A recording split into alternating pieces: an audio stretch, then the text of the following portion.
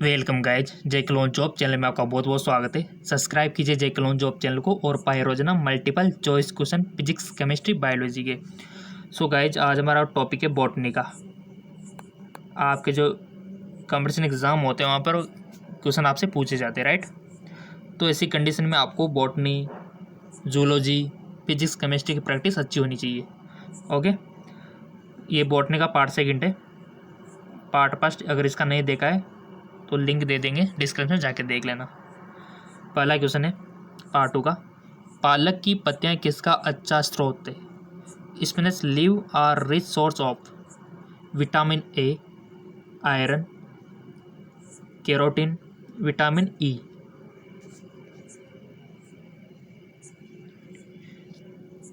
पालक की पत्तियां किसका अच्छा स्रोत है? वो तो सबको आ गया होगा जो बायोलॉजी के अच्छे फैन है, ठीक है। सो सिंपल, इसका राइट ऑप्शन हो जाएगा लोह तत्व होता है जी, आयरन, ठीक है। तभी तो किसी इंसान में अगर एनीमिया हो जाता है, खून की कमी हो जाती है, तो उनको पालक खाने के लिए बोला जाता है और आपको भी खाना चाहिए, अच्छा रहता है, ठीक है, क्योंकि उसमें आयरन होता है और ब्लड अच्छा खासा बनता है। अगर लोह तत्व होगा तो हीमोग्लोबिन की कोई कमी नहीं होती, अच्छी बात है, ठीक है। नेक्स्ट, थोड़ा सा एडजस्ट कर लेते हैं, क्वेश्चन इंपॉर्टेंट है सारे। विच of the following is the main factor of water pollution? निम्न में से कौन जल प्रदूषण का मुख्य कारण है? धुआं, औद्योगिक अपशिष्ट, अमोनिया, डिटर्जेंट। निम्न में से कौन जल प्रदूषण का मुख्य कारक है? सो सिंपल, देखो आजकल तो प्रदूषण बहुत ज़्यादा हो गया है, ठीक है। जल प्रदूषण भी हो रहा है, वायु भी हो रही है, ध्वनि भी हो रही है। इतना ज़्यादा प्रदूषण हो रहा है हर सेक्टर में। बट यहाँ पर आपसे पूछा गया जल प्रदूषण, तो किससे हो रहा है मेनली? सो सिंपल, वो हो रहा है औद्योगिक अपशिष्ट से, ठीक है। इंडस्ट्रियल वेस्ट से हो रहा है, क्योंकि बड़े बड़े जो उद्योग होते हैं ना, ये अपने जो भी अपशिष्ट निकलता है उसको नदियों में बहा देते हैं। और नदियों का पानी शहरों में आपको पता है कि फिल्टर होके आता है, बट वो फिल्टर कितना भी हो जाए, बट वो क्वालिटी तो आएगी आएगी, ठीक है। तभी तो आजकल हेयर फॉल हो रहे हैं, किसी की स्किन प्रॉब्लम हो रही है। प्रदूषण होगा तो होगी, सही है तो, ठीक है, क्योंकि नेचुरल पानी तो मिल ही नहीं रहा, औद्योगिक अपशिष्ट से ऐसा हो रहा है। अगला, केंद्रक अनुपस्थित होता है, nucleus is absent in xylem parenchyma में, फ्लोएम पेरेन्काइमा में, छलनी नलिका में, और सहचर कोशिका में। जाइलम, फ्लोएम, सब कुछ इंग्लिश और हिंदी में आपके लिए दिया हुआ है। किसमें होता है केंद्रक अनुपस्थित? इंटेलिजेंट क्वेश्चन है। सो सिंपल, वो होता है आपके छलनी नलिका में, स्लेज ट्यूब सेल में। नेक्स्ट,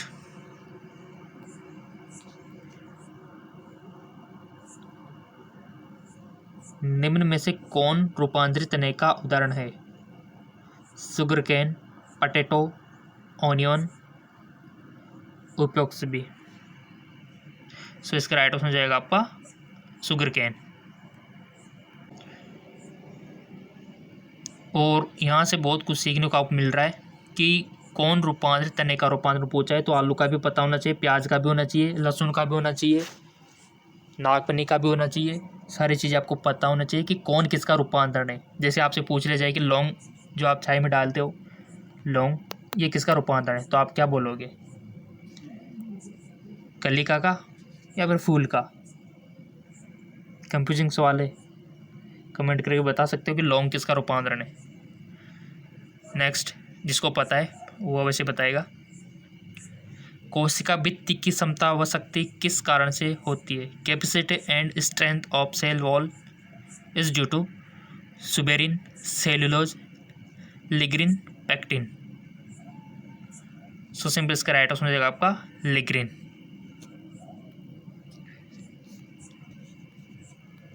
किसी भी क्वेश्चन में कोई भी शंका हो तो सीधा कमेंट करना, कोई भी डाउट हो कमेंट करना, ताकि आने वाले वीडियो में हम उसका सॉल्यूशन आपको बता सके और आपका डाउट क्लियर हो सके। पादपों में भोजन संचरण में क्या होता है?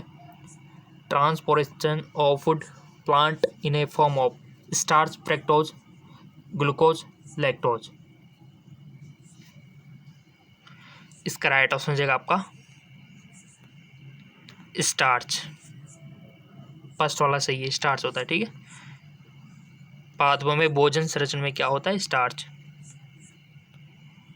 क्वेश्चन तो आपको रोजाना मिलते रहेंगे। चैनल सब्सक्राइब करके बेल आइकन पर प्रेस करना है आपको तो ओनली।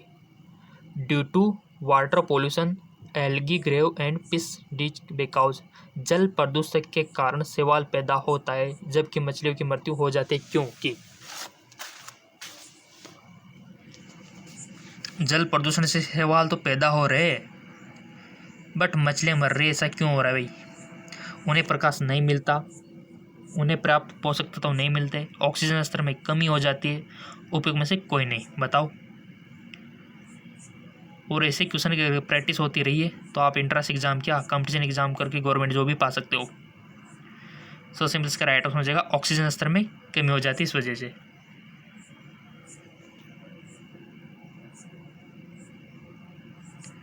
नेक्स्ट,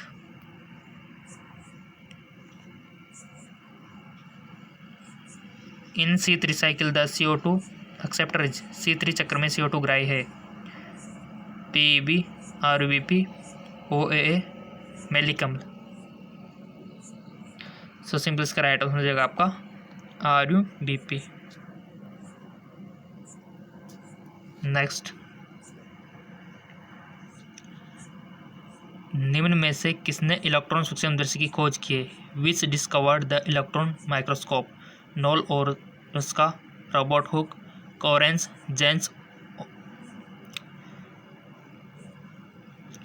किसने इलेक्ट्रॉन सूक्ष्मदर्शी की खोज की है? सो सिंपल, अगर आपको थोड़ी सी भी नॉलेज होगी तो आप इसको इजीली कर पाओगे।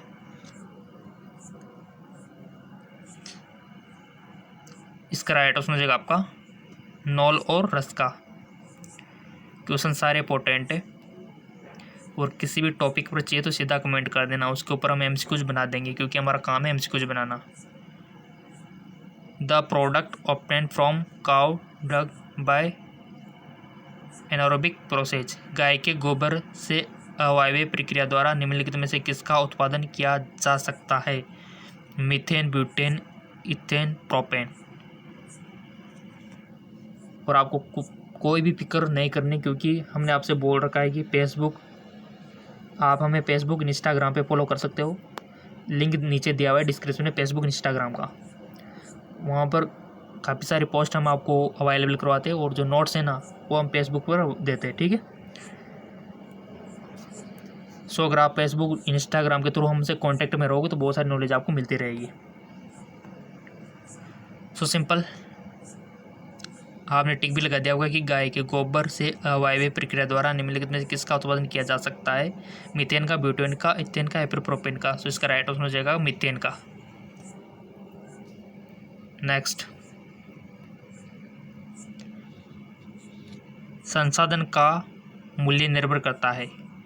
The value of resources depend on, संसाधन की मात्रा, संसाधन का गुण, समाज का प्रकार है उसकी आवश्यकताएं, उपयोग सभी।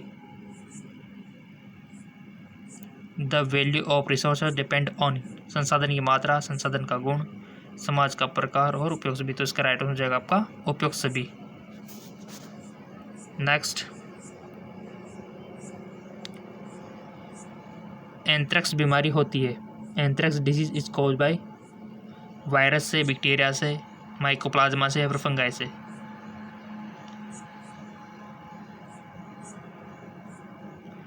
और डिजीज़ का तो आपको बेसिकली याद ही रखना है, डिसीज से क्वेश्चन बनता है। एंथ्रेक्स बीमारी होती है विषाणु द्वारा, जीवाणु द्वारा, माइकोप्लाज्मा द्वारा या फिर कवक द्वारा। कौन सी बीमारी किसके कारण होती है बहुत इंपॉर्टेंट है, और ये हमने कहाँ पर डिस्कस किया था कि कौन सी बीमारी किससे होती है।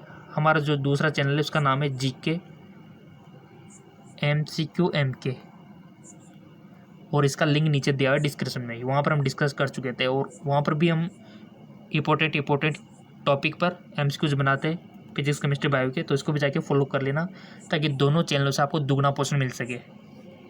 लिंक नीचे दिया हुआ है डिस्क्रिप्शन में। एंथ्रेक्स बीमारी होती है तो इसका राइट ऑप्शन हो जाएगा आपका जीवाणु द्वारा। नेक्स्ट, ऊपरी वायुमंडल में एरोसोल पहुंचाने वाला स्रोत कौन सा है? Important source of aerosol upper atmosphere is समुद्र, गर्म हवा, जेट एवं से निकला पदार्थ, मृदा। तो इसका राइट ऑप्शन हो जाएगा आपका जेट एवं से निकला पदार्थ। नेक्स्ट, निम्न में से कौन सा एमिनो एसिड प्रकाशिक सक्रिय? Which of the amino acid is optically active? Glycine, valine, isoleucine, leucine. So इसका राइट ऑप्शन हो जाएगा आपका ग्लाइसिन। ठीक है, ग्लाइसिन हो जाएगा।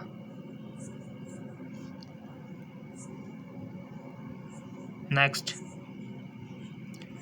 लौंग पादप का कौन सा भाग होता है? देखो अभी आपसे क्वेश्चन किया था वही आ गया, Clough is a part of. कौन किसका रूपांतरण है? ये तो क्वेश्चन बनता है बॉटनी में। पुष्पकली, पुष्प का थैलेमस, अग्रस्त भाग, बीज। लौंग पादप का कौन सा भाग होता है? सो इसका राइट ऑप्शन हो जाएगा आपका पुष्पकली का। ठीक है, पुष्पकली का भाग होता है लौंग। और लिंक नीचे डिस्क्रिप्शन में दिए हुए, जाके फॉलो करो।